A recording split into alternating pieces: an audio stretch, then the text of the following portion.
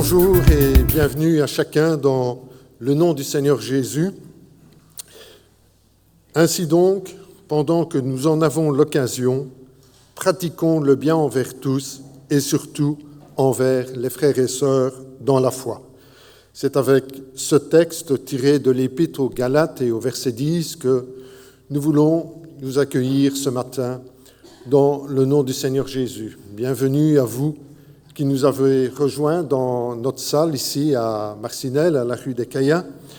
Bienvenue à vous qui nous rejoignez sur Internet via notre site Média Évangile. Pendant ce culte, nous aurons l'occasion de louer notre Dieu par nos chants, par nos prières, par l'écoute de la prédication qui nous sera apportée par le pasteur Joël Attia, par notre participation à la Sainte Seine et par nos offrandes. Pour commencer ce culte, je vous inviterai à vous mettre debout et à chanter le premier chant « Je loue ton nom ». Je loue ton nom éternel, Seigneur, je célèbre ta bonté. Quelle joie tu vis en moi, quelle joie tu viens pour nous sauver. Tu viens sur la terre montrer la voie, de la terre à la croix, payer pour moi, de la croix jusqu'au tombeau et du tombeau jusqu'au ciel. Je loue ton nom éternel.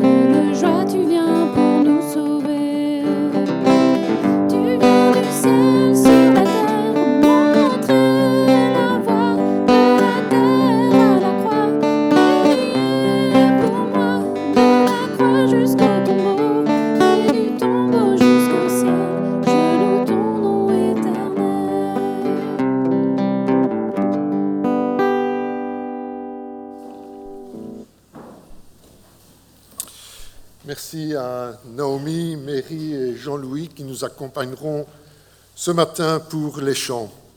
Merci aussi au pasteur Joël Attia qui a accepté notre invitation et qui nous apportera la parole ce matin, notre pasteur étant en congé pour l'instant. Merci aussi à nos techniciens du son et de l'image et puis merci à vous tous qui, d'une manière ou d'une autre, avez aidé à la réalisation de ce culte. Pour poursuivre, je vous inviterai encore à vous mettre debout et à chanter le chant « Tu es le Créateur ».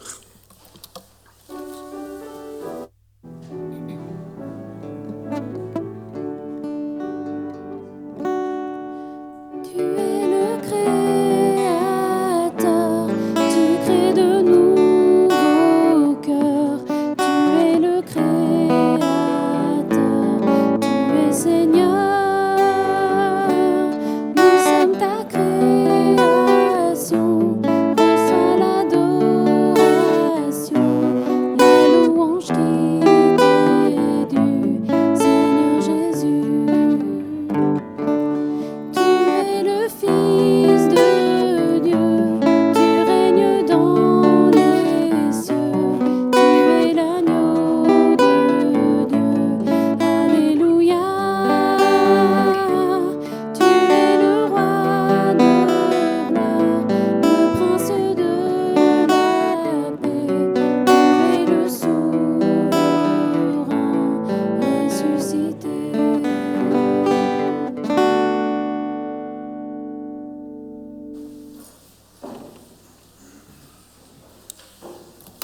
vous inviterai à vous courber dans la prière.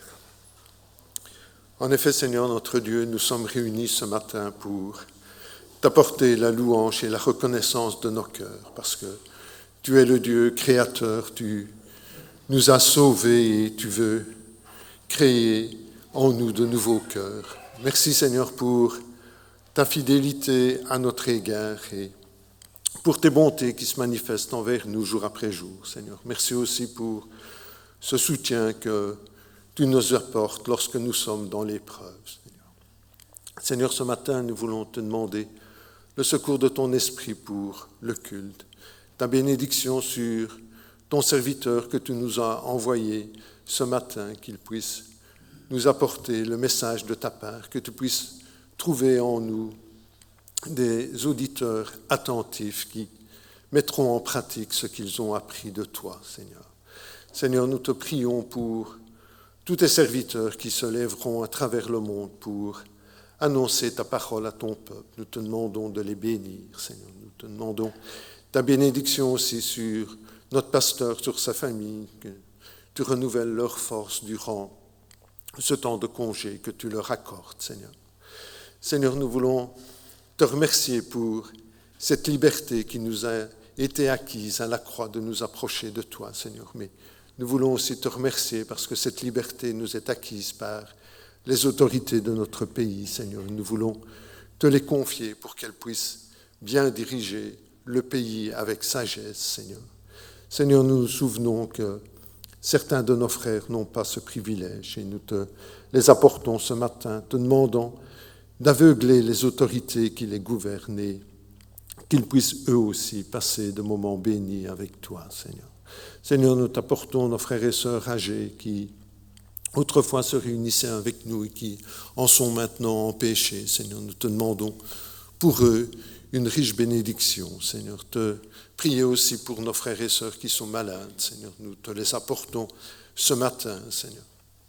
Seigneur, nous te remercions aussi pour nos enfants qui peuvent se réunir dans les sous-sols et qui reçoivent un enseignement, Seigneur, que ta parole puisse faire son effet dans leur jeune cœur. Nous te remercions pour les moniteurs qui fidèlement leur apportent ta parole dimanche après dimanche, Seigneur.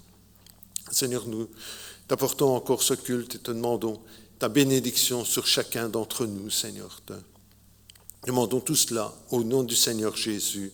Amen. Pour poursuivre notre culte, je vous inviterai à chanter « En ton nom, Seigneur ».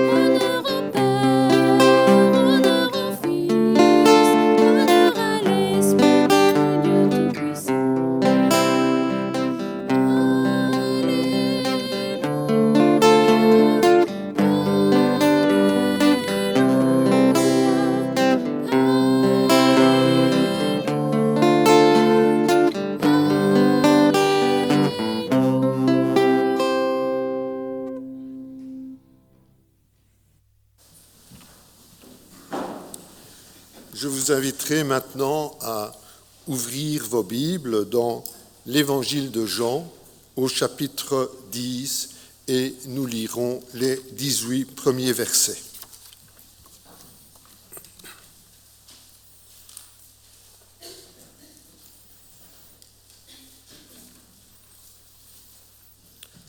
En vérité, je vous le dis, celui qui n'entre pas par la porte dans la bergerie, mais qui y monte par ailleurs, est un voleur et un brigand.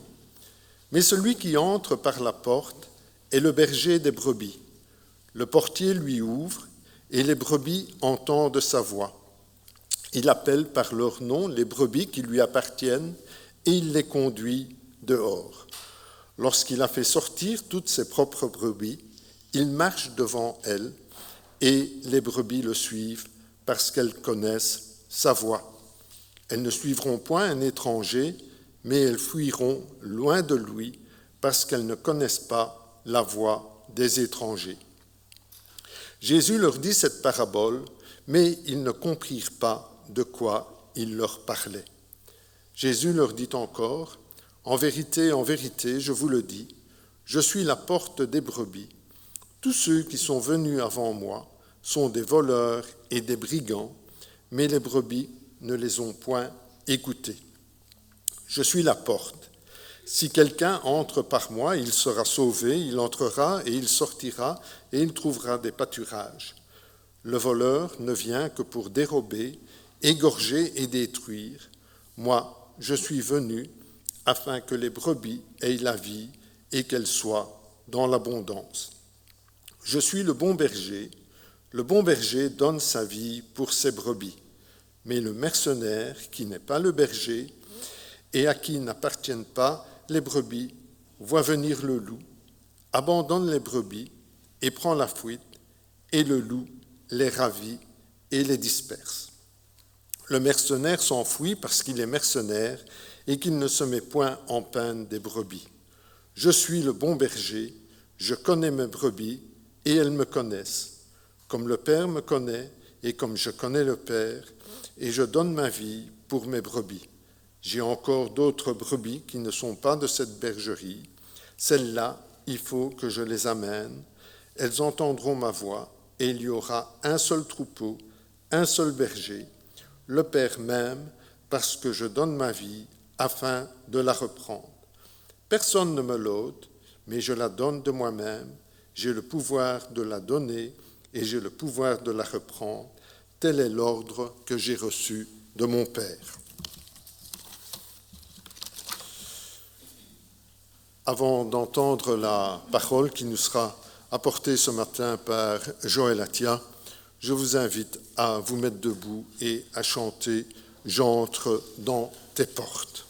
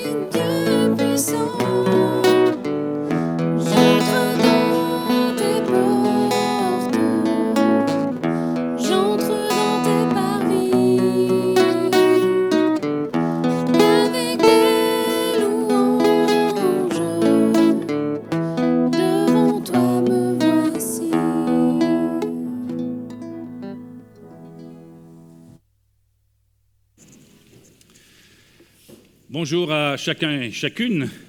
Welcome to you who are coming from Holland. People are coming from Holland here? Welcome. I will pray for Holland. We have prayed for Belgium. We will pray for Holland. Seigneur, nous te prions pour nos visiteurs qui viennent de Hollande, que tu puisses poser ta main sur eux, leur donner toute la compréhension de notre message ce matin, mais surtout bénir ce pays aussi qui a besoin de toi, comme notre Belgique a besoin de toi. Seigneur, la parole que nous diffusons ne doit pas rester seulement à l'intérieur de nos bâtiments, mais elle doit être dans notre cœur afin qu'elle soit transportée partout où nous irons.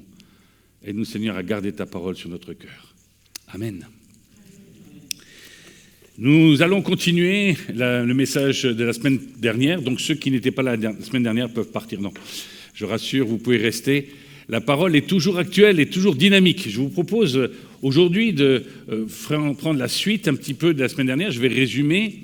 La semaine dernière, nous étions dans un combat, les combats que mène le peuple israélite pour pouvoir entrer en terre promise. J'ai mis ce message entre parenthèses pour pouvoir nous dire, voilà, c'est aussi notre vie à chacun d'entre nous. Qui mène des combats tous les jours? Levez le bras, ceux qui mènent les combats tous les jours. Un combat spirituel, un combat dans vos vies. Je pense que nous menons tous des combats dans nos vies pour pouvoir être de plus en plus entre les mains de Dieu. C'est ce qu'on appelle le combat spirituel, pas seulement contre les autres, mais des fois même contre nous-mêmes. Ainsi, le peuple israélite progresse, ils ont eu une belle victoire à Jéricho, ils se sont pris, excusez-moi le terme, une gamelle à Haï, ils se repentent, nous avons vu quels étaient les points de problématique, et nous désirons savoir la suite. Chacun dans nos vies, nous aimerions savoir ce qui va se passer juste après le culte. Enfin, bon, on va dire déjà ce qui se passe pendant le culte, c'est déjà bien. Mais nous voudrions savoir ce qui va se passer demain et après-demain. Quels sont les combats que nous allons mener? Comment nous allons remporter des victoires dans nos vies? Ou plutôt, comment Dieu va remporter des victoires dans nos vies? Car nous avons vu la semaine dernière que c'est la victoire de Dieu que nous voulons proclamer sur nos vies. Et non pas notre victoire avec l'aide de Dieu. C'est important ce petit détail parce que cela indique aussi notre manière de vivre. Quelles sont les priorités? Où se trouve Dieu dans nos vies, à côté, derrière nous, ou dans notre poche, ou alors il est devant et nous le suivons. C'est le problème du peuple israélite qui rentre dans cette terre promise, et nous aimerions tous savoir la suite. Quel est le prochain combat, quelle est la prochaine victoire que ces Israélites vont avoir en terre promise? Et nous avons une surprise aujourd'hui. Il y a un arrêt qui est peut-être pas chronologique, mais qui est situé dans notre texte, que nous prendrons dans Josué, que nous allons prendre au chapitre 8. Avant de lire le chapitre 8 de Josué, j'aimerais juste vous poser une question. Est-ce que vous aimez les silences? Est-ce que vous aimez les silences? Vous savez, ce sont ces temps où on écoute Dieu, ces temps d'arrêt.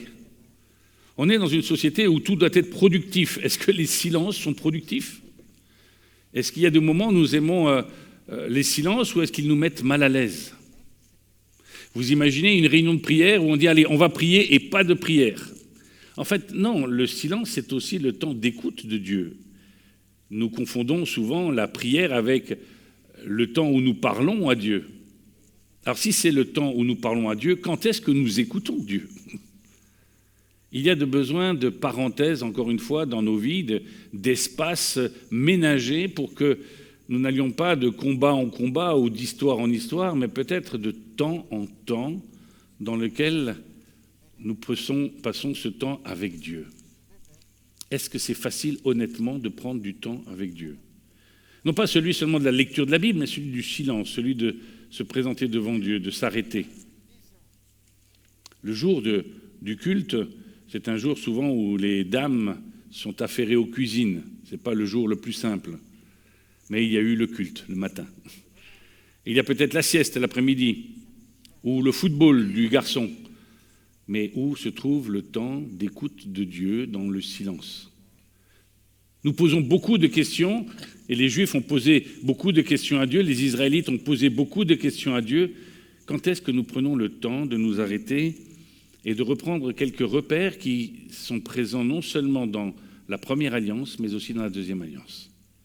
Gardons cela dans nos pensées et lisons Josué. Nous lirons à partir du verset 30 du chapitre 8.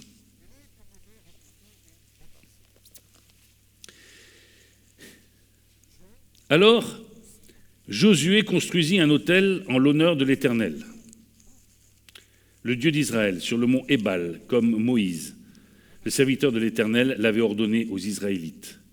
Il le construisit en respectant ce qui est écrit dans le livre de la loi de Moïse.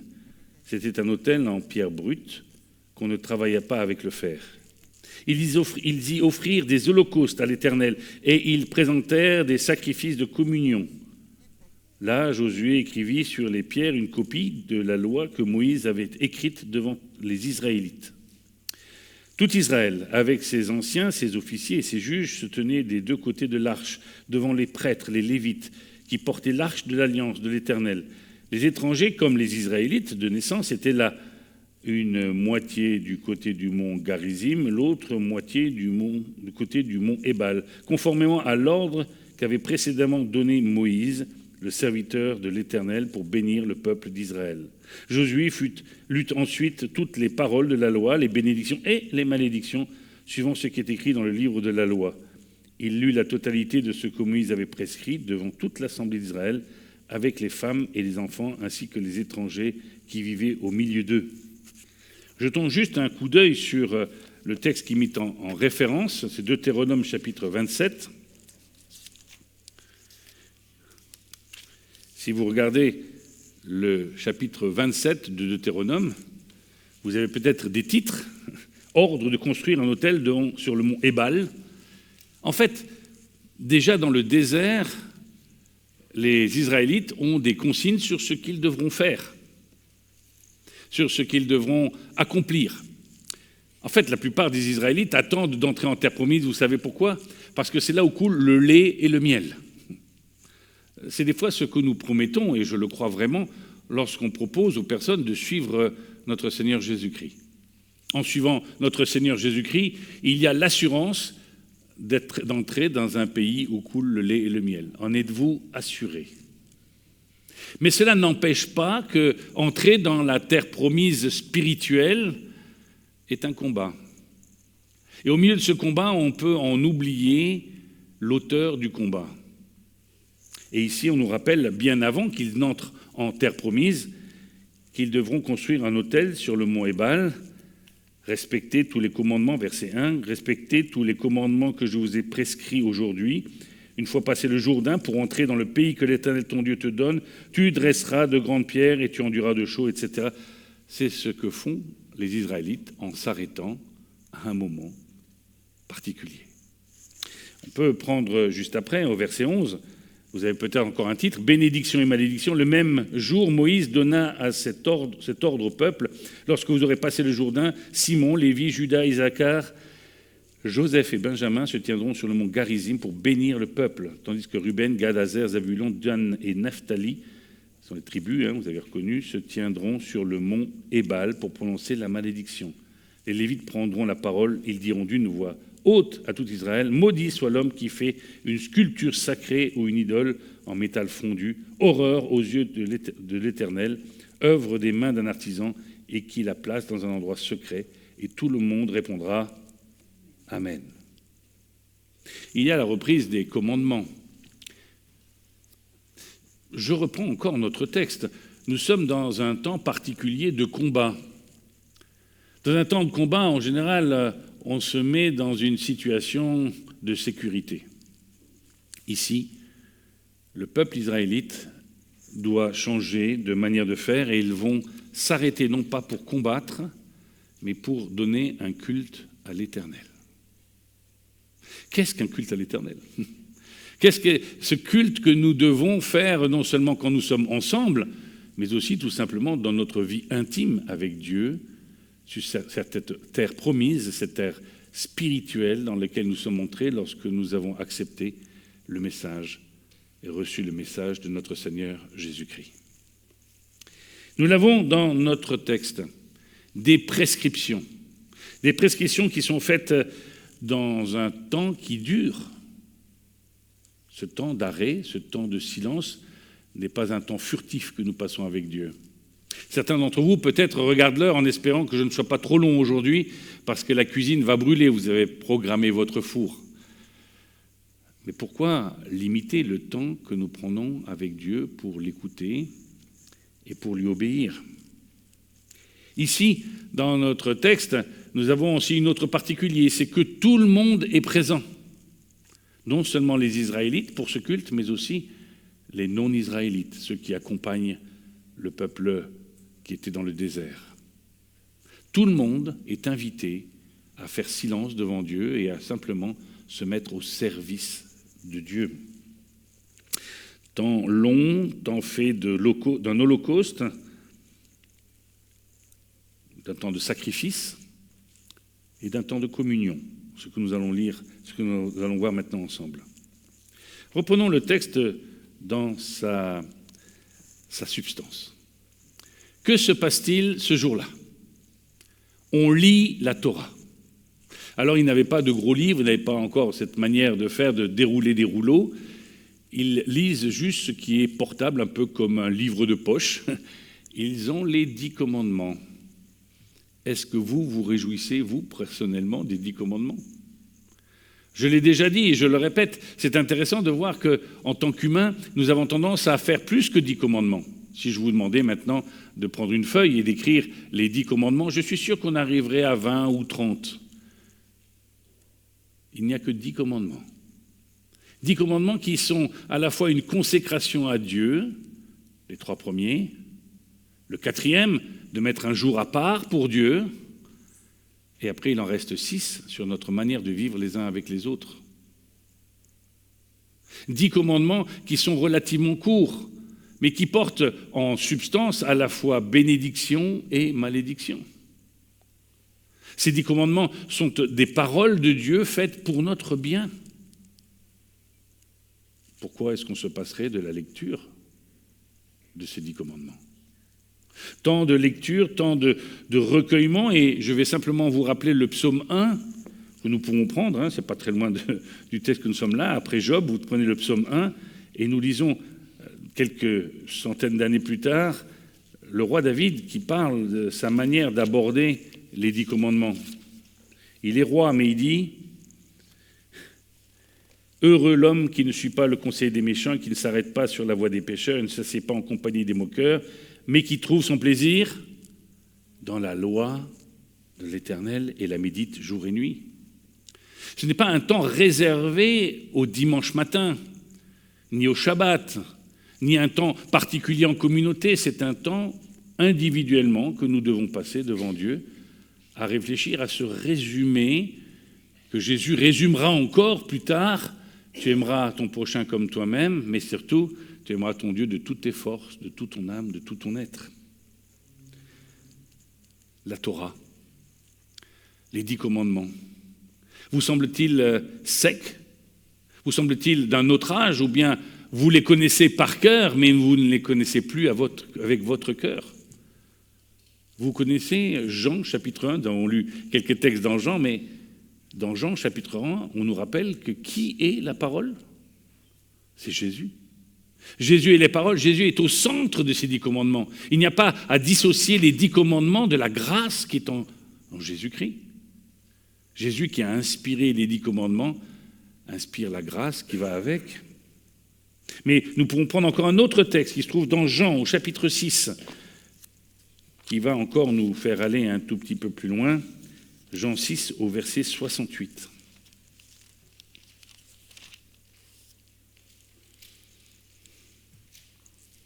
C'est Pierre qui parle. Simon-Pierre répondit, « Seigneur, à qui irions-nous? Tu as les paroles de la vie éternelle. Et nous croyons, et nous savons que tu es le Messie, le Fils du Dieu vivant. » Quelle déclaration, n'est-ce pas? Dans cette première chose de culte, il y a cette approche de l'obéissance à Dieu. Il y a cette présence de la parole de Dieu. Les Israélites, alors qu'ils sont en pleine campagne pour pouvoir gagner du terrain, font appel à la présence de Dieu contenue dans les Écritures. Ils ne cherchent pas un événement particulier, un miracle, quelque chose de nouveau. Ils prennent un texte qu'ils ont reçu de Moïse qui est mort, mais la parole reste vivante. La loi de Dieu reste vivante. C'est un des éléments importants pour pouvoir avoir des victoires dans nos vies. Cet arrêt, cette parenthèse que font les Israélites, c'est une parenthèse non pas pour prendre du repos, se mettre sur les bords de la mer Morte pour pouvoir prendre un peu des vacances, ni au bord du Jourdain.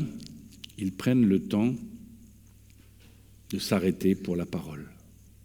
Notre principal défaut, notre principale erreur dans notre progression, dans nos vies spirituelles, dans notre sanctification, c'est de croire qu'on peut se passer de la parole de Dieu, juste d'en avoir le souvenir, la trace. Je vous l'ai dit, si nous écrivions les 10 commandements, tous ensemble, nous mettrions ça sur la projection, nous aurions peut-être 20 ou 30 commandements. Mais pour autant, est-ce que nous les vivons en profondeur ou est-ce que c'est juste un souvenir, juste la porte d'entrée, la clé? Comprenons-nous que lorsque nous lisons les Écritures, c'est bien l'inspiration, c'est bien la présence de Jésus que nous recherchons. C'est un élément important. Jésus-Christ est présent dans la Torah. Il est présent dans la loi. Et la loi, c'est notre manière de vivre. La grâce, c'est la raison pour laquelle nous vivons. Ainsi, les deux ne peuvent pas être séparés. Il y a un mot dans la Bible qu'on trouve surtout dans l'épître de Jacques à propos de la foi et des œuvres, c'est le mot synergie, qui veut dire que les choses vont ensemble. Quand l'un est présent, l'autre est présent, comme les deux côtés d'une même pièce. Si vous avez le côté pile, vous avez le côté face. Ainsi, une chose importante dans le culte, dans notre culte personnel, ce n'est pas simplement de dévorer des textes les uns après les autres, mais de nous rappeler les consignes de Dieu de base, juste ce qui peut tenir dans notre poche, dans notre cœur, dans notre âme. Gardez l'importance de l'Écriture dans votre culte personnel. La deuxième chose que nous trouvons dans notre texte de Josué, ce sont des sacrifices, des holocaustes.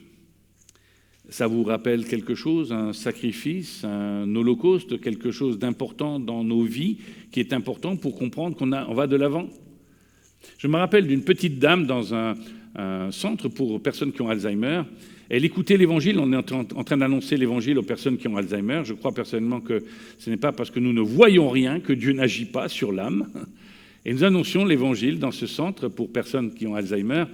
Et d'un coup, une petite dame, elle vient, elle me voit, elle me dit « Je me rends compte que Jésus est vivant. » Alors je dis « Oui, c'est bien, c'est une bonne nouvelle. » Elle me dit « Alors je vais enlever ma croix où il y a le Christ qui est encore dessus. Il faut que j'enlève ça parce que Jésus est vivant. » Je dis « Non, vous ne jetez pas la croix que vous avez autour du cou. Mettez-la une semaine à l'endroit, une semaine à l'envers. » Pourquoi? Parce que rappelons-nous que tout passe par l'effusion de sang. Si nous sommes là aujourd'hui, si nous pouvons avoir ce culte, c'est parce que quelqu'un est mort pour nous. Pas n'importe qui. Ce n'est pas un animal que nous avons sacrifié pour pouvoir faire ce temple. C'est bien Jésus-Christ. À force de voir Jésus-Christ absent de la croix, il est presque absent même de notre propre vie, de notre parcours. Sur le parcours de la terre promise, les Israélites s'arrêtent pour faire des sacrifices. Pourquoi? Ils savent qu'ils auront la victoire s'ils suivent le Seigneur, parce que ce sacrifice reste toujours nécessaire. Se rappeler que si nous en sommes là aujourd'hui, c'est grâce à la mort de Jésus-Christ. Ainsi, nous avons cette image déjà dans l'Ancien Testament de la nécessité d'un sacrifice pour la progression dans nos vies spirituelles. J'ai dit à cette petite dame, une semaine tu la mets à l'endroit, une semaine tu la mets à l'envers. Elle était toute réjouie. Elle me dit, c'était un cadeau de ma mère. Je dis, d'autant plus. Nous avons vite fait d'oublier qu'il faut un sacrifice pour que nous puissions en être là. Pour pouvoir marcher tous les jours, il ne faut pas seulement être fidèle à Dieu. Il faut se rappeler que celui que nous suivons est le ressuscité. Et jusque dans l'Apocalypse, on rappelle même dans les temps de la fin que celui que nous suivons, c'est le ressuscité. C'est qui fait mention de sa vie, mais qui fait aussi mention de son sacrifice. Il n'y a pas de prédication efficace si nous ne parlons pas du Christ qui est passé par la croix. Pour les Israélites, il n'y a pas de progression dans la terre promise s'ils ne se rappellent pas que tout cela passe par un sacrifice, celui-même de Dieu, qui se penche sur ses pécheurs. Nous avons ce rappel. Parce que pourquoi est-ce que l'Holocauste était présent dans la tradition, dans les ordres donnés par Dieu, dans l'Ancienne Alliance? C'était afin que nous ayons le pardon. To be forgiven. Être pardonné. Les Israélites ne peuvent pas progresser, ne peuvent pas gagner, ne peuvent pas avoir la victoire de Dieu dans le territoire s'ils ne proclament pas la nécessité d'un pardon sur eux-mêmes. Est-ce que les Israélites sont meilleurs que les Cananéens? Ok, les Cananéens sont idolâtres, mais est-ce qu'ils sont meilleurs? Est-ce que les gens qui sont nos voisins, notre boucher, notre patron, nos employés, que sais-je, nos collègues, sont-ils moins bons que nous? Nous risquons, si nous ne nous arrêtons pas pour célébrer un culte à Dieu, de nous croire supérieurs à ceux qui sont autour de nous. Ce risque, il est minimisé parce que nous nous arrêtons dans notre vie pour pouvoir donner un culte à Dieu. Prendre le temps du rappel, du pardon, qui nous permet alors la communion avec Dieu lui-même. C'est ce qui nous est donné dans notre texte en nous rappelant les sacrifices qu'ont dû faire dans cette parenthèse les Israélites. La troisième chose qui se trouve dans notre texte, c'est l'obéissance et la fidélité. Après la leçon qu'ils ont reçue à Haï, après qu'ils se soient repentis, ils auraient pu repartir très très vite. Nous avons tendance à vouloir vite faire des choses pour Dieu. Faire des choses. Et là, on leur demande juste d'être des êtres humains. Dissocier le fait que nos œuvres sont bonnes dans le parcours que nous avons avec Dieu. Dieu désire que nous fassions de bonnes œuvres. Éphésiens chapitre 2, nous sommes sauvés afin de pratiquer les bonnes œuvres préparées d'avance par Dieu. Mais il désire, plus que tout, obéissance et fidélité. Tout le peuple est convoqué. Non seulement tout le peuple, mais aussi les personnes qui sont associées au peuple, les personnes qui accompagnent, les personnes qui ne sont pas contre Dieu, mais qui accompagnent simplement le peuple israélite. Est-ce que notre culte, nous devons le garder pour nous-mêmes?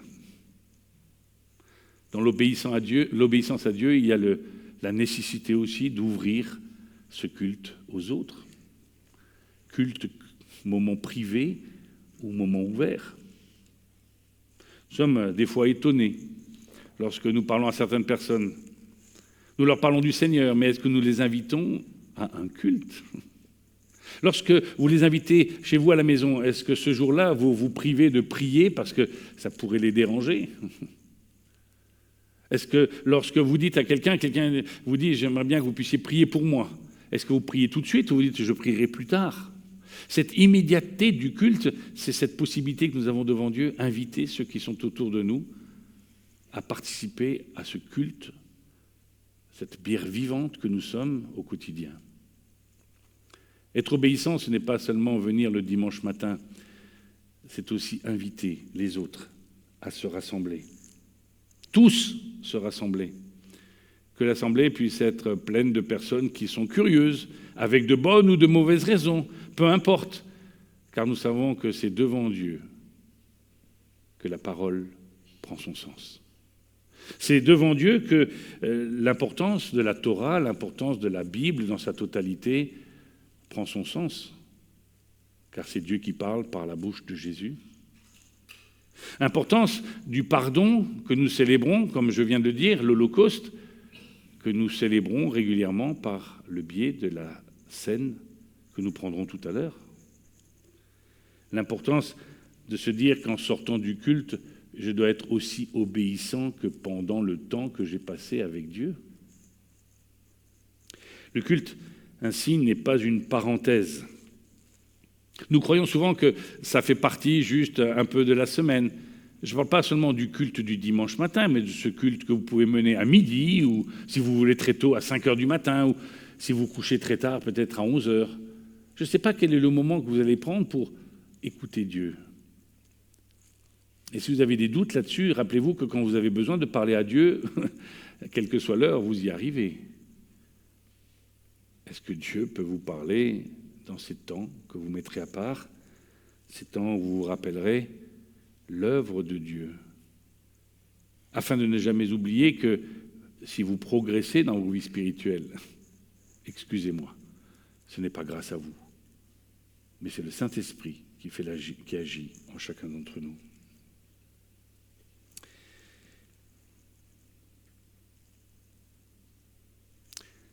Nos vies ont besoin de la présence de Dieu. Non pas nos actions, nos vies ont besoin de la présence de Dieu. Je vous rappelle encore les Israélites. Si vous me permettez un peu d'humour, pendant 40 ans, ils n'ont pas fait la cuisine, ou très peu. La manne, ça ne se cuisine pas vraiment. Il y avait les étourneaux, bien sûr. Ils n'ont pas fait la guerre. Ils se sont juste entretenus de leur bétail qu'ils avaient avec eux. Finalement, c'est une vie relativement calme. Ils entrent en terre promise et là, ils doivent devenir des guerriers et c'est fini la manne. Il va falloir faire de la bonne cuisine, j'allais dire bonne cuisine juive, oui. Il va falloir faire des repas. On change de rythme. Mais dans le rythme qui change, il y a une chose qui ne change pas. Notre culte envers l'Éternel. Il est rapide.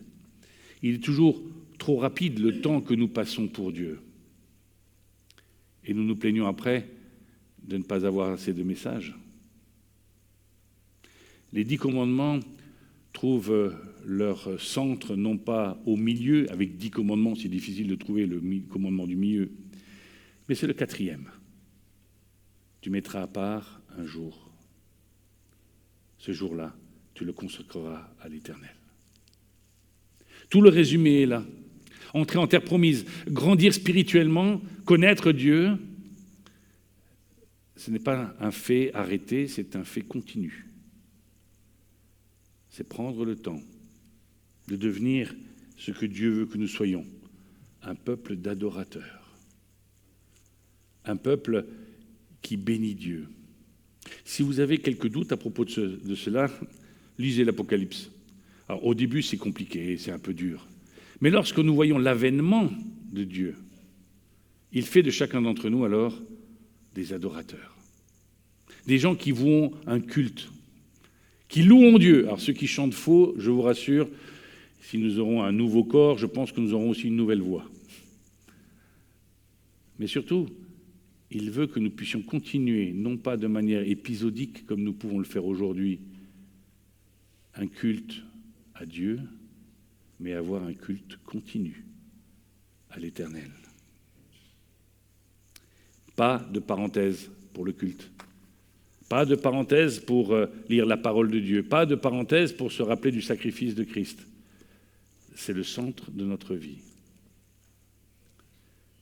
On va repartir tout à l'heure, je vous rassure, nous ne restons pas, vous n'êtes pas enfermés, les portes sont ouvertes. Mais continuez à adorer Dieu. Aujourd'hui, demain, mardi, mercredi, jeudi, vendredi. Dans tous ces jours, de mettre Dieu au centre de votre vie, ça passe toujours par la parole. Ça passera toujours par le sacrifice de Christ. Et ça passera toujours par l'association de tous ceux qui sont autour de nous. Bénissons Dieu pour cela. Parce qu'alors, de ce moment-là, nous pourrons sortir du culte déjà vainqueurs.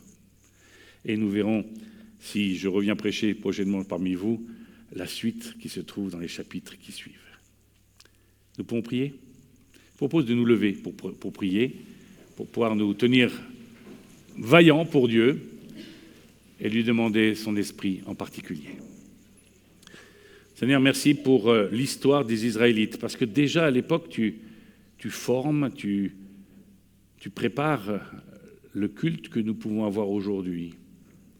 Si les Israélites ne font que sacrifier des animaux, nous aujourd'hui, nous savons que tu t'es sacrifié pour nous. Nous te bénissons pour cela. Nous ne voulons pas l'oublier, car le prix que cela a coûté est important. Et comme l'a dit Pierre, à qui irions-nous ? Tu as les paroles de la vie éternelle. Alors Seigneur, mets sur notre cœur de pouvoir avoir ce culte tous les jours en prenant ta parole, en écoutant ce que tu as à nous dire. Seigneur, parle-nous aussi afin que nous puissions partager cette parole. Le culte, c'est aussi partager. C'est aussi prendre du temps ensemble, associer d'autres personnes, inviter tous ceux qui doivent écouter la parole de Dieu. Apprends-nous, Seigneur, à faire des pauses, à prendre des silences devant toi, en nous rappelant tout cela, en les mettant sur notre cœur, pour pouvoir nous relever et continuer notre vie. Nous voulons être consacrés pour toi. Aide-nous-y, Seigneur, par ton Saint-Esprit. Dans le beau nom de Jésus-Christ. Amen.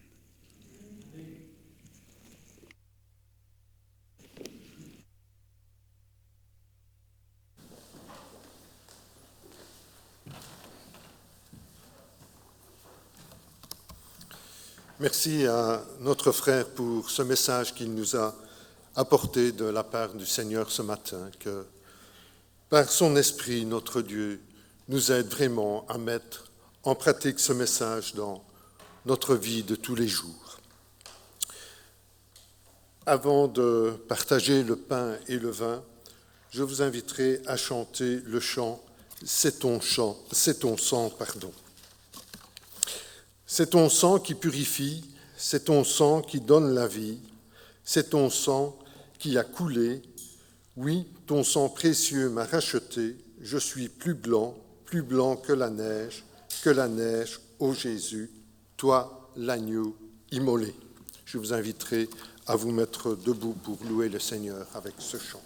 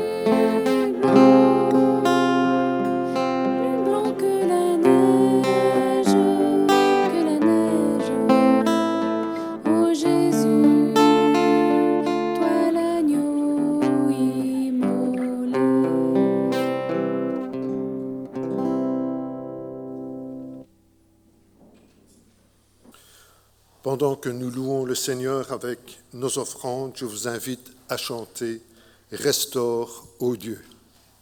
Nous pouvons nous mettre debout.